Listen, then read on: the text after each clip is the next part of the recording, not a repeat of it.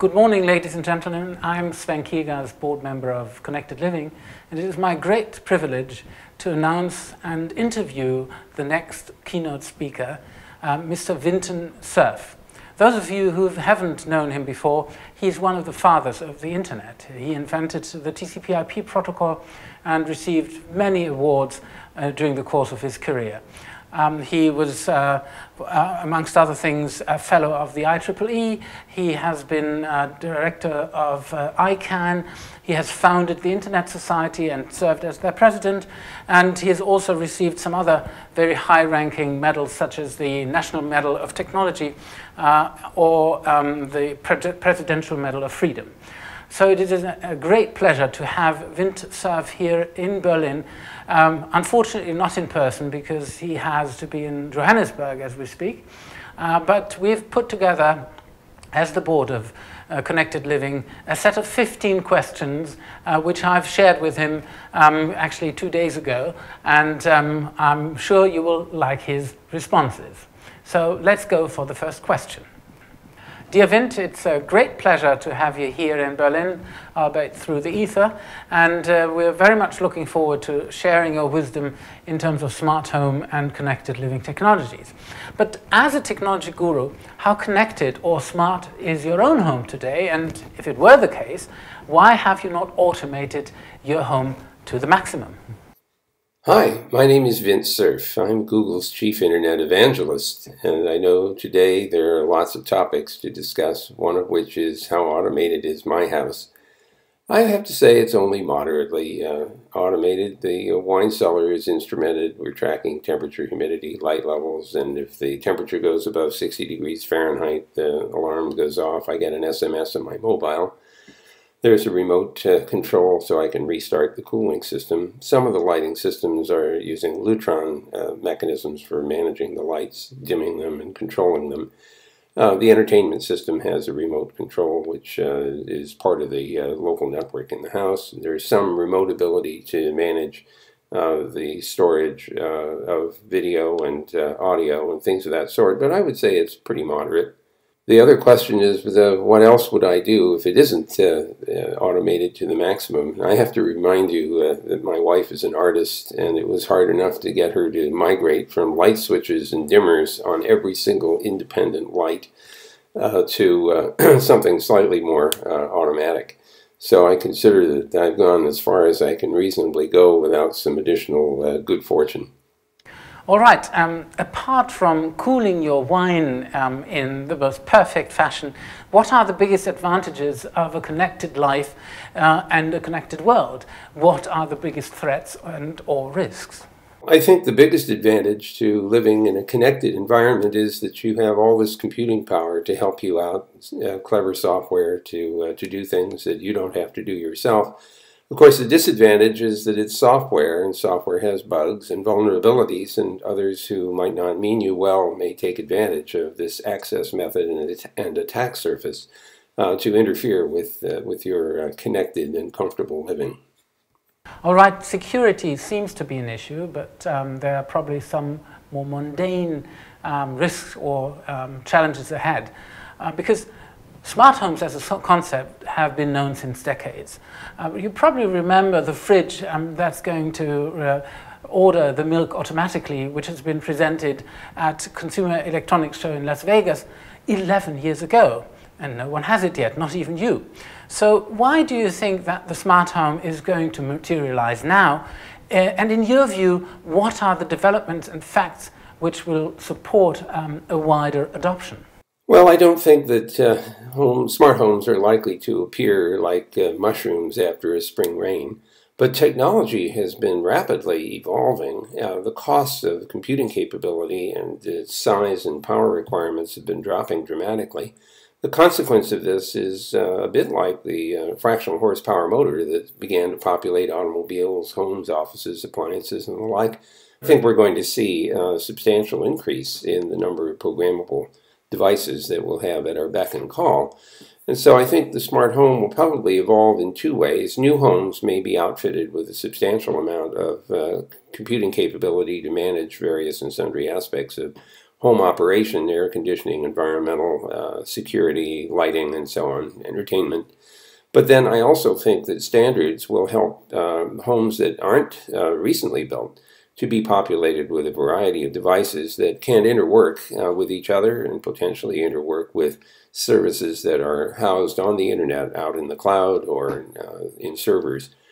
So I think standards and prices or costs, I think, are going to be a driver that will cause the smart home to emerge, perhaps slowly, but certainly surely. So eventually we'll get there, if I take your message correctly. But technology barriers and widely different innovation cycles between different industries have been named a major roadblock in hindering faster integration of devices and services. Would you agree with those findings, and is there light at the end of the tunnel, perhaps? Well, I think you're right that there are barriers to the rapid evolution of smart homes.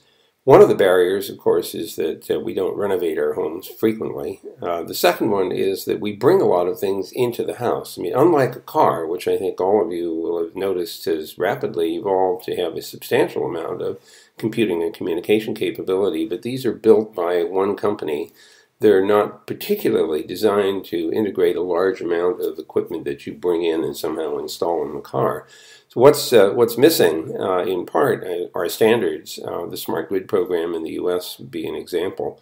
We need those so as to allow people who move into a home to have devices that will interwork either with the home's pre-existing computing capability or with other devices that may still be present in the house, appliances and other sorts of elements. So there's still work to be done, and I think standardization is going to help a great deal. It is this diversity of things that have to be made to cooperate that I think impedes at least some of the progress in the implementation of smart homes in a widespread way. All right, so standards will be accelerating this progress, and I think all in this room will agree with you on that. But apart from IT and media and telecommunications, which industry sector would you believe as becoming a leading driver in integrating its services and products into a comprehensive smart home technology platform? Well, the obvious industry sector that would pick up the slack, so to speak, is certainly the energy-consuming side of things. Being able to monitor, meter, and manage consumption of electricity, or for that matter, other consumable resources, may turn out to be a driver for developing the smart home. Feedback to the users about choices that they've made, how that translates into cost or savings. So that's the beginning. I also think that mobiles may turn out to have an important role to play, and the reason for that is that they are increasingly looking like they'll become devices we use for control and in conjunction with third-party services that may be operating out in the cloud. So the standards and the cloud and the mobiles all create an opportunity for much more informed and from anywhere management of residences and all the equipment and systems that we might find within. Well, so you would actually like to know that we have utility companies and telecommunications operators amongst our partners in Connected Living. So we're on the same and the correct track here.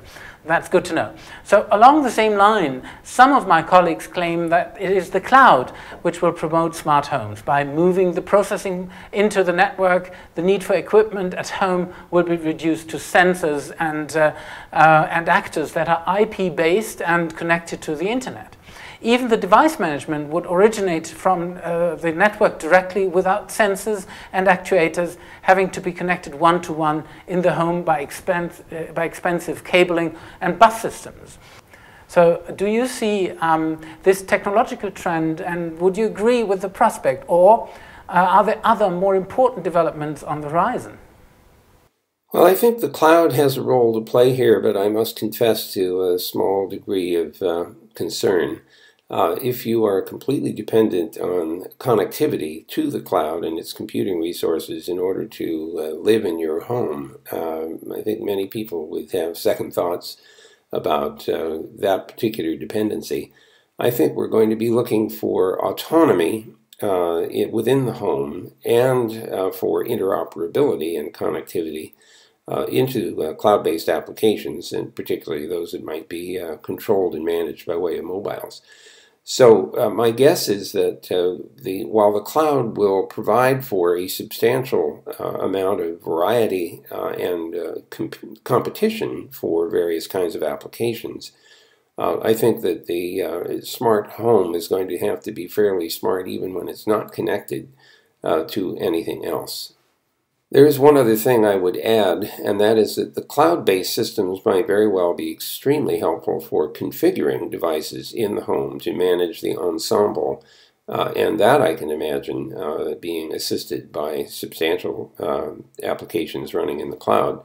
But the ultimate configuration and operation, I think, still needs to be functional even in the absence of that cloud connectivity. Mm-hmm.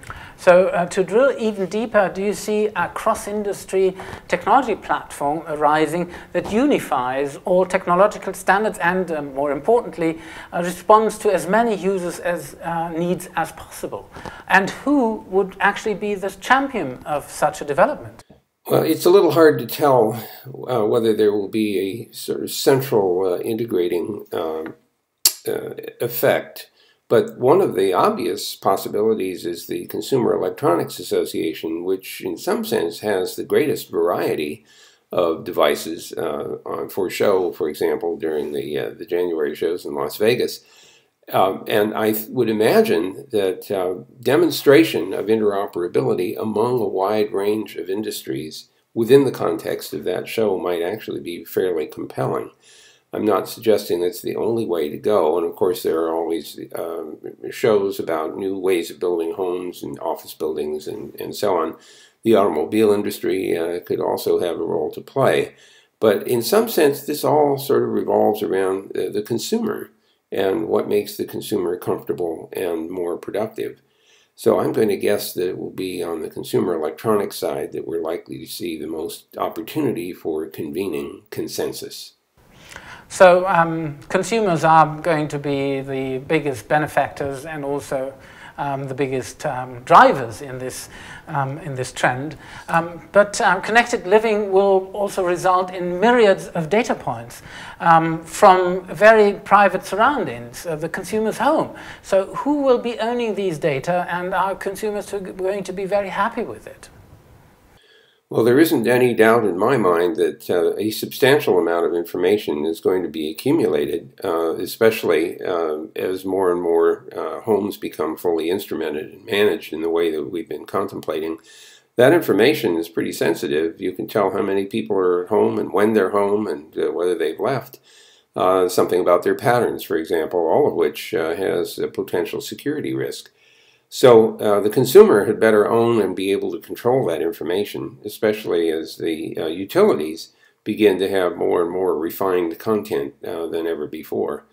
Now, this suggests that we may need legislation, we may need audit trails, we may need other kinds of mechanisms, including computer or personal controls of cryptography and things of that sort, in order to assure that information is only accessible to people that you've authorized. Oh, that's pretty serious stuff, actually, and it leads to the next question. From your perspective, do you think a connected life equals being a permanent target for connected and smart ads? What new business models will be evolving, and who will be the key players in those? I can see a kind of nightmare scenario evolving here where being connected or living in a smart home means that you're bombarded continuously by various advertisements. I certainly hope that doesn't happen, but there is going to have to be some serious thought to what business models make sense. Some of them may revolve around utility kinds of models where you essentially pay for the services that the online systems provide. Another possibility is that there might be a sort of sponsorship arrangement or a subscription arrangement. But I think that it's going to take some time to sort through what makes sense. I mean, everything needs to be maintained, for example. Software may have to be repaired. And I would guess that an industry would have to evolve that understands, in some sense, the ensemble of equipment that's you are relying on, especially if it comes from many different sources. And so you may have to have the smart home engineer available to you at need. Well, let's hope that most of this engineering will actually be able to be managed by the users, the consumers themselves, as has been shown in the telecommunications and in at least parts of the computing industry. But let's change subjects here. Actually, recently I met a friend who was in excellent shape. He lost 30 pounds, and I asked him how he did that, and he replied, it's the app. It actually monitors what I'm eating. So will my life be healthier and safer in future? Will I have more time and access to smart doctors and smart advisors who will constantly monitor my health and well-being and interfere where I'm at risk? Is that a possible scenario? There's actually quite a bit of evidence that continuous monitoring of various vital signs and the like and feedback to consumers is actually quite a powerful force, and it may indeed lead to healthier lives, either because we'll diagnose problems sooner or we'll have sufficient feedback to people in real time that it will moderate either the amount they eat or the amount of exercise that they get or the way in which they generally conduct their lives. So I'm persuaded that we have a potentially more healthy future, aided in many ways by getting data that we wouldn't normally be able to observe and having it presented to us in a way that might be quite persuasive. Well, I guess that Jürgen Grallmann from AOK will actually enjoy this, because that's what I understand their strategy is surrounded by. But could you perhaps elaborate on what you envisage as Google's present and future contributions to increase the speed of smart home integration and adoption, you being their chief internet evangelist? I think Google has several roles to play. For one thing, of course, it's making operating systems available like Android, Chrome OS, and browsers like Chrome, all of which are open source. On top of that, it has been continually building platforms on which applications can be constructed, the Google App Engine being a good example of that. So over time, I think Google has a role to play both in analyzing the data that might be collected from a connected home, but also providing some of the basic tools, possibly even some of the devices, or at least some of the software and libraries, for instance, that might be used to create this connected and smart home environment. Well, I guess everyone will agree that Google is perfect in terms of collecting and connecting data, so there's no doubt about that. Let me extend this a little bit. With smartphones, Google Glasses, smart watches, and smart devices, the trend of connectedness is actually accelerating. Where do you see connected living in a few years from now? And you may give a wide guess. Well, predicting is always difficult, but I think we're likely to begin with homes that are instrumented, that is to say that their status can be obtained remotely. It should be obvious, of course, that this is a highly sensitive kind of information, and access control has to be very carefully managed. Over time, I think that will morph into the ability to control what's going on in a home, in addition to simply monitoring. Those two things, ultimately, I hope, will lead to a much more comfortable kind of environment where even when you're away, you have a good idea of what's going on at home. Possibly cameras and other kinds of sensor systems will be available to you. The status of the various energy or other resource-consuming systems may be visible. For example, if you have a sprinkler system that's gone crazy, you might be able to see whether the water consumption is excessive, or maybe there's a broken pipe. The sorts of monitoring that can go on and measurement that can go on, I think, will provide for early warning of problems. And I hope, in addition to that, it may repel some people from trying to do something while you're away on the grounds that you might actually be able to detect and respond to that even when you're not there. Well, of course, predictions are always difficult, especially when they concern the future, as Tucholsky once said. So let me add another aspect here.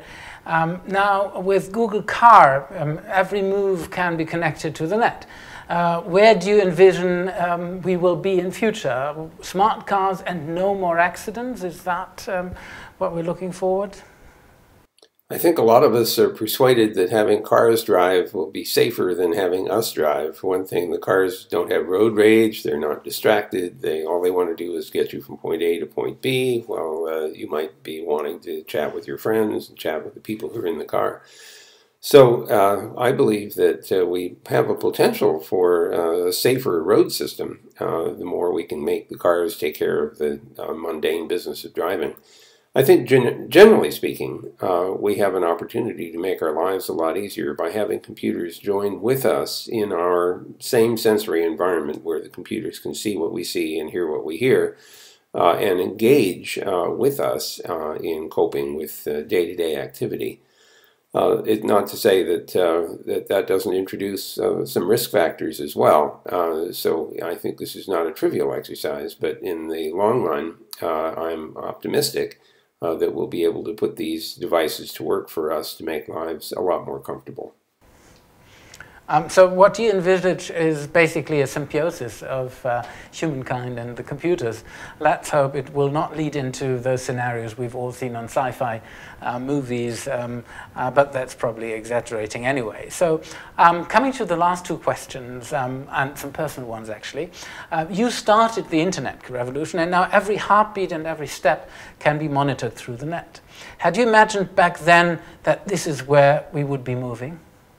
The simple answer to that, of course, is no, but I think that's not entirely fair. Certainly when Bob and I were beginning our internet work, we had the benefit of seeing what the ARPANET had done. We had colleagues at Xerox PARC, at many of the major research universities and institutions, all making progress in one way or another on the application of computing. We certainly had a very clear sense that computing and communication were coming together, and this I can remember briefing the FCC in 1976 about, although I think at the time they were a little skeptical. On the other hand, foreseeing everything that's happened, I think, would be an overstatement. We'd have to have foreseen things like mobiles and personal computers and things of that sort.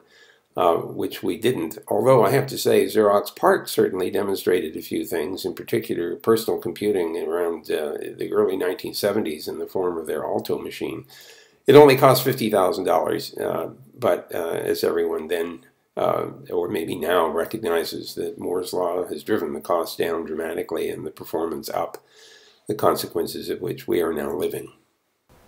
Well, looking back to 1976 in this industry means like looking back centuries in others. So thank you very much for this insight. Let me end this interview with another question of your own personal contribution. So coming back to what you invented, which is the TCP/IP protocol, and which fostered the advent of the internet. In your view, which further developments can we expect in this realm that would play a major role in smart homes? It seems pretty clear to me that wireless communication will prove to be very important, but it will only be safe to use if we have good quality crypto, good quality access controls, two-factor authentication where that's appropriate, three-way handshakes with cryptographic validation so that the devices that are being controlled are only controlled by entities that you've authorized.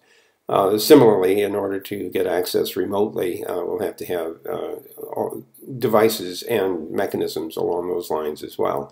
Otherwise, it will be a big attack surface for every hacker in the world. So those sorts of things are bound to happen. I think also we're likely to see some significant changes in the underlying architecture. We're seeing this in the form of open flow and software-defined networks today. And as time goes on, I imagine these will become much more refined. So there's still plenty of headroom in the evolution of the internet, and I'm pretty sure that many of the smart home applications that we've been discussing, and some that haven't even been invented yet, will have a significant impact and influence on the way in which the underlying internet infrastructure evolves in the future. Well, thanks very much indeed for providing so much insight into our subject matter, into smart home, Vint. And we very much hope that you will be part of this headroom for at least another decade. So we're very much looking forward to your further contributions. So this concludes the interview. Ladies and gentlemen, this was Vinton Cerf, Chief Internet Evangelist at Google and one of the fathers of the Internet. And my name is Sven Kiegas, and I wish you a very good and prosperous ongoing conference. And thank you all very much for coming.